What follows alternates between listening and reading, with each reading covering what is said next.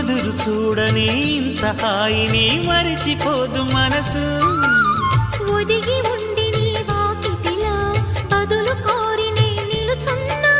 దారి తెలియని చీకటిలో వెలుగు చూసి కాదంటానా. ఊరించి ఇది ఏ మాసం? ప్రేమించే ప్రతి గుండెను అందెల సందడి చేసే హేమంతం ఇది. మన సొంతం అయినది.